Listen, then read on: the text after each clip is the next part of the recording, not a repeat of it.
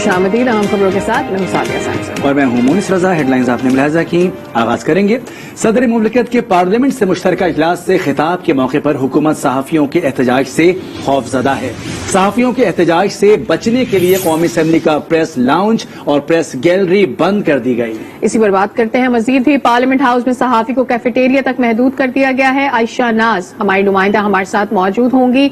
अभी आपको बता रहे हैं सदर मुमलिकत के पार्लियामेंट से मुश्तरका इजलास से खिताब के मौके पर हुकूमत सहाफ़ियों के एहतजाज से खौफजदा है। सहाफ़ियों के एहतजाज से बचने के लिए कौमी असम्बली का प्रेस लाउंज और प्रेस गैलरी बंद कर दी गई है और पार्लियामेंट हाउस में सहाफ़ी को कैफेटेरिया तक महदूद कर दिया गया है। एहतजाज के हवाले से मजीद जो अपडेट्स आएंगे आपके साथ शेयर करते रहेंगे। फिल वक्त आगे बढ़ रहे हैं, बात करेंगे पाकिस्तान क्रिकेट बोर्ड की, जिसके नए चेयरमैन ने आते ही पाकिस्तानी टीम के लिए नए कोचेस का ऐलान कर दिया है। रमीज राजा कहते हैं मिसबाह और वकार ने मेहनत और दयानतदारी से काम किया। अब वर्ल्ड कप के लिए मैथ्यू हेडन और वर्नन फ्लेंडर को कोचेस मुकर्रर किया गया है। उनका कहना था कि चेयरमैन पीसीबी होना आसान काम नहीं, हमने क्रिकेट के लिए काम करना है, चैलेंज पूरा करना है। क्रिकेट बोर्ड की परफॉर्मेंस क्रिकेट टीम से नजर आती है, मुस्तकबिल की क्रिकेट में तब्दीली नजर आएगी। उन्होंने फर्स्ट क्लास क्रिकेटर्स के माहाना मुआवजे में 1 लाख रुपए इजाफा करने की खुशखबरी भी सुना दी। आसान जॉब नहीं है, जैसे कि सबको पता है, क्रिकेटर्स को भी पता है, हम सब टेस्ट होंगे, चैलेंज होंगे। क्रिकेट मेरी कॉन्स्टिट्यूएंसी है, क्रिकेट जो है वो सब्जेक्ट है और होना भी चाहिए, और आगे चल के जो है इसमें इम्प्रूवमेंट भी आप देखेंगे इंशाल्लाह। क्रिकेट बोर्ड की जो एक परफॉर्मेंस है वो आपकी क्रिकेट टीम से रिलेट करती है। मैं शुक्रिया अदा करना चाहूंगा मिसबाह और वकार यूनुस का भी, इसलिए कि उन्होंने दयानतदारी के साथ, मेहनत के साथ काम किया है। वर्ल्ड कप के लिए मैथ्यू हेडन और वर्नन फ्लेंडर को हमने साइन अप किया है एज आवर कोचेस।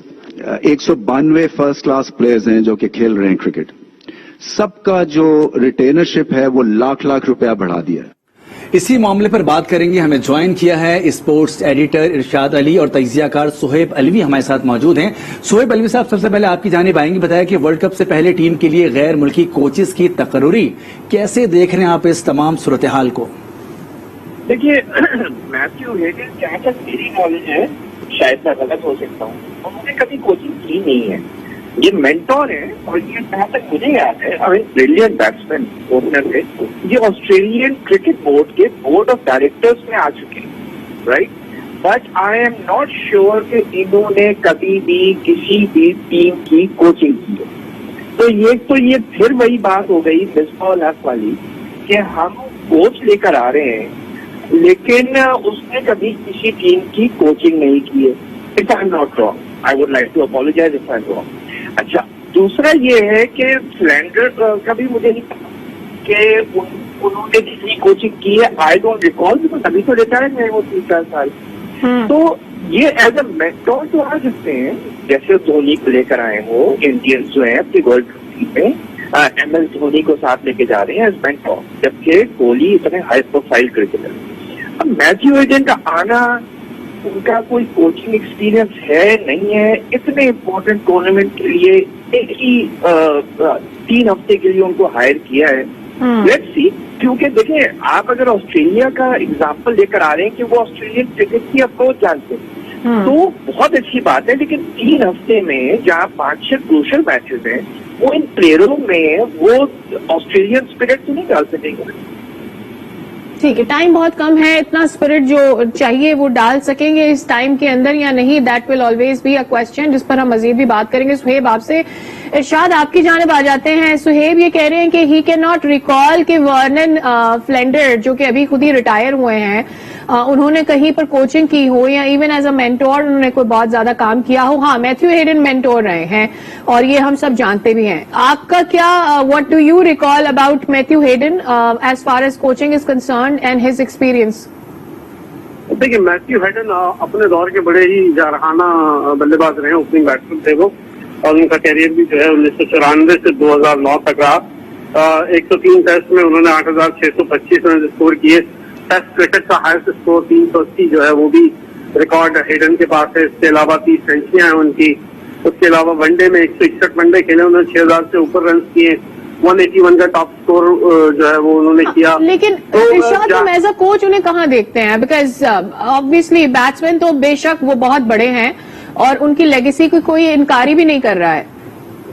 دیکھیں رمیز راجا نے اپنی پریس کانفرنس میں یہی کہا ہے کہ میتھیو ہیڈن جو ہے وہ جارحانہ اپروچ رکھتے ہیں, اس وجہ سے ان کو جو ہے وہ صرف ورلڈ کپ کے لیے جو ہے کہ ٹیم میں اگریشن ڈال سکیں. وہ سہیل نے صحیح کہا کہ 2 سے 3 ہفتوں میں ٹیم میں اگریشن تو نہیں آ سکتی, لیکن جو ان کا اسٹائل ہے شاید اس کی وجہ سے جو ہے وہ پاکستان ٹیم جو ہے وہ ورلڈ کپ میں جارحانہ کھیل پیش کر سکے. اس کے علاوہ ورنن فلینڈر کی جہاں تک بات ہے 2020 میں ورنن فلینڈر نے جو ہے ریٹائرمنٹ دی ہے, تو ان کو تو زیادہ عرصہ نہیں ہوا, نہ ہی جو ہے وہ انہوں نے کہیں کوچنگ کی ہے, لیکن ان کا بھی بہت 9 سال کا کیریئر رہا ان کا. رائٹ آرم فاسٹ بالر تھے, وہ 64 ٹیسٹ کھیلے انہوں نے جس میں 224 وکٹیں ان کی, جبکہ صرف 30 ون ڈے انٹرنیشنل کھیلے جس پہ 41 وکٹیں. تو ایز سچ تجربہ تو نہیں ہے ورنن فلینڈر کو, لیکن یہ کہ اپنے دور کے وہ بھی جارحانہ بالر مانے جاتے ہیں. ٹھیک ہے سہیب, آپ کی جانب آتے ہیں. ایک جانب رمیز راجا یہ کہہ رہے ہیں کہ وقار یونس نے اور مصباح نے دیانتداری سے کام کیا, پھر 3-4 ہفتے رہ گئے ہیں, آپ نئے کوچز لے کر آ رہے ہیں. اگر اتنے دیانتدار تھے تو کنٹینیو کرتے, ایک ایکسپیرینس کے ساتھ ایک ٹائم کے ساتھ کام کر رہے تھے وہ تمام تر کرکٹرز کے ساتھ. پھر ایسے میں نئے لے کر آنا کوچز اور پھر ان سے ایکسپیکٹیشن رکھنا کہ وہ کوئی جادو کی چھڑی چلائیں گے اور سب حسین ہو جائے گا. دیکھیے پہلی بات تو یہ ہے کہ رمیز نے صرف ایک لفظ کا دیانتدار, کیونکہ دونوں شریف آدمی ہیں, دونوں اچھے آدمی ہیں, دونوں سنسیئر آدمی. انہوں نے آپ نوٹ کریں ان کی ابیلٹیز پہ کچھ نہیں بولا. اب چانسز یہ ہیں کہ اگر رمیز کی یہ فیلنگ ہے کہ ان کی ابیلٹیز ہے ہی نہیں کوچنگ کی, یہ تو انہوں نے نہیں کہا کہ بہت اچھے سکسیسفل کوچز بنے ہیں.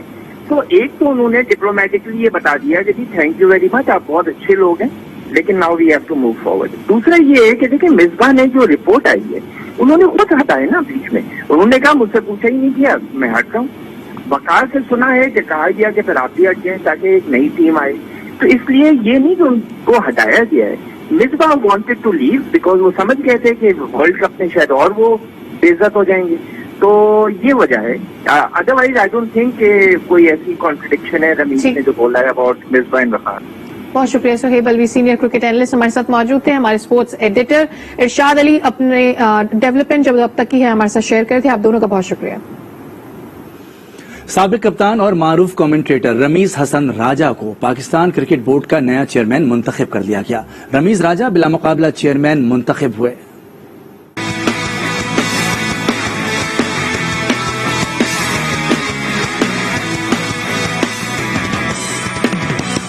رمیز راجا پاکستان کرکٹ کے راجا بن گئے. پی سی بی کے 36ویں چیئرمین کا انتخاب لاہور میں گورننگ بورڈ کے خصوصی اجلاس میں ہوا. اجلاس کی صدارت الیکشن کمشنر جسٹس ریٹائرڈ شیخ عظمت سعید نے کی. رمیز کے مقابلے میں کوئی امیدوار سامنے نہیں آیا. اس طرح وہ بلا مقابلہ 3 سال کے لیے چیئرمین منتخب ہو گئے. پی سی بی کے پیٹرن ان چیف وزیر اعظم عمران خان نے احسان مانی کے عہدے کی میعاد پوری ہونے پر رمیز راجا اور اسد علی خان کو گورننگ بورڈ میں نامزد کیا تھا. رمیز راجا چیئرمین پی سی بی منتخب ہونے والے چوتھے کرکٹر اور تیسرے سابق کپتان ہیں. رمیز سے قبل عبدالحفیظ کاغدار, جاوید برکی اور اعجاز بٹ کرکٹ بورڈ کے سربراہ رہ چکے ہیں. کرکٹ میں عام ڈیولپمنٹ کے بعد آگے بڑھتے ہیں اور ابھی آپ کو بتائیں کہ پی ایم جے کالا قانون ہے, پارلیمنٹ سے منظور نہیں ہونے دیں گے. لگتا ہے مشترکہ اجلاس میں یہ بل زبردستی پاس کرایا جائے گا. کالا قانون پاس ہو بھی گیا تو فوری عدالت میں جا کر چیلنج کریں گے. چیئرمین پیپلز پارٹی کا صحافیوں سے وعدہ, میڈیا کے احتجاجی دھرنے میں شرکت کی. کہا صحافیوں کے حق روزگار پر ڈاکہ ڈالا جا رہا ہے. ملک میں مہنگائی, غربت, بے روزگاری انتہا پر ہے. مشترکہ اجلاس میں 2 نکاتی ایجنڈے کے تحت جائیں گے. صحافیوں کی آواز اٹھائیں گے. نوکریوں سے نکالے گئے 20,000 ملازمین کی بھی آواز بنیں گے. یہ ایک کالا قانون ہے. ہمارا جو شک ہے وہ یہ ہے کہ ہمارا میجورٹیز کو سائڈ سٹیپ کروانے کے لیے جوائنٹ سیشن سے پاس کروانا چاہ رہے ہیں. ایسے لگ رہا ہے کہ وہ بلڈوز کرنا چاہتے ہیں, وہ زبردستی یہ قانون پاس کروانا چاہ رہے ہیں. اگر خدا نہ خواستہ یہ کالا قانون بنتا بھی ہے تو ہم فوراً عدالت کے رخ کریں گے اور اس کو چیلنج کریں گے. ہم پارلیمان میں جا کے آپ کے لیے آواز اٹھائیں گے. یہ ایک معاشی ڈاکہ بھی ہے جو صحافیوں سے اپنے روزگار छीनने की कोशिश है। 2 पॉइंट एजेंडा पे हम इस सेशन में एहतजाज करेंगे। सहाफियों के एहतजाज में दीगर सियासी रहनुमाओं ने भी शिरकत की। रहनुमाओं का कहना था कि सहाफियों के साथ मिलकर काले कानून का रास्ता रोकेंगे। जुल्म के ज़ाब्ते हम नहीं मानते, मसलहत या जद्दोजहद, जद्दोजहद, खून मजदूर से एशिया सुन है, तेज हो, जद्दोजहद तेज हो, जिंदा है, जिंदा है, जिंदा है। पाकिस्तान मीडिया अथॉरिटी नामंजूर, पार्लियामेंट हाउस के बाहर धरना दूसरे रोज भी जारी।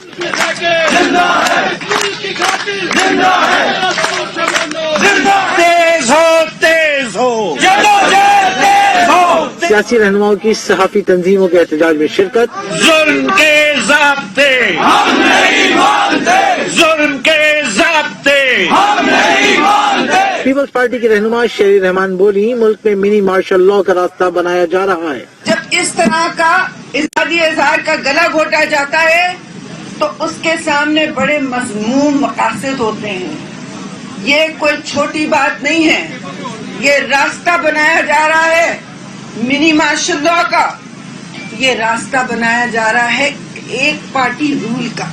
रज़ा रब्बानी ने कहा, आज अयूब, जिया और मुशर्रफ से ज्यादा जुल्म का दौर है। अयूब खान का दौर, जियाउल हक का दौर और मुशर्रफ के दौर को अगर इकट्ठा कर दो तो उससे ज्यादा जुल्म का दौर आज का ये दौर हमारे सामने है। नून लीग के एहसन इकबाल बोले, मीडिया ऑर्डिनेंस नाफिज हुआ तो आईन और कानून की मौत वाक़ई हो जाएगी।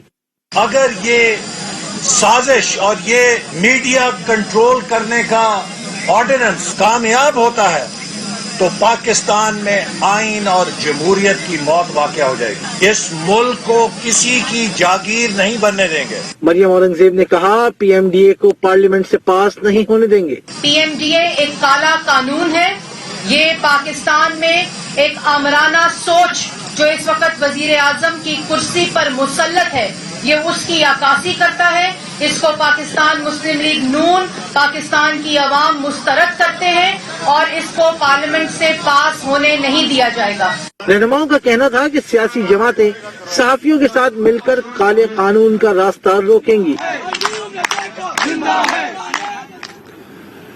पीएमडीए के हवाले से वज़ीर इत्तलात फवाद चौधरी ने मुतबादिल हल मांग लिया। आज न्यूज से गुफ्तगू में कहा, कुछ लोग फेक न्यूज को कानूनी बनाना चाहते हैं।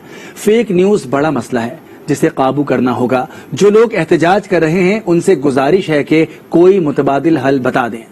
पूरी दुनिया में इस वक्त जो एक बड़ा चैलेंज है गवर्नमेंट के लिए, गवर्नमेंट इकदाम कर रही है, वो फेक न्यूज के खात्मे का है और ज़ाहिर है पाकिस्तान ने भी यही करना है। तो ज्यादातर जो लोग हैं, एक तो वो प्रोटेस्ट कर रहे हैं जिन्होंने पढ़ाई नहीं है, और दूसरा वो प्रोटेस्ट कर रहे हैं जो फेक न्यूज को चाहते हैं कि लीगलाइज रहने दिया जाए। मैंने यही कहा है कि इसको छोड़ दें, आप अपनी तजवीज़ दे दें कि फेक न्यूज को हम कैसे जो है वो काबू कर सकते हैं। इस वक्त 7 कवानीन हैं और 7 डिफरेंट बॉडीज हैं जो मुख्तलिफ मीडिया को रेगुलेट करती है। हमने इनको इकट्ठा कर दिया है और एक नई body Pakistan media development authority constitute की, ताकि वन विंडो ऑपरेशन हम रेगुलेटर का कर सकें। तो इसलिए PEMRA will be replaced by this new body. Opposition ने तो एक सिंपल ही फॉर्मूला है कि जो कुछ भी हुकूमत करेगी अपोजिशन उसके खिलाफ खड़ी होगी, और चाहे उन्हें शैतान से इत्तेहाद करना पड़ेगा वो शैतान से इत्तेहाद कर लेंगे।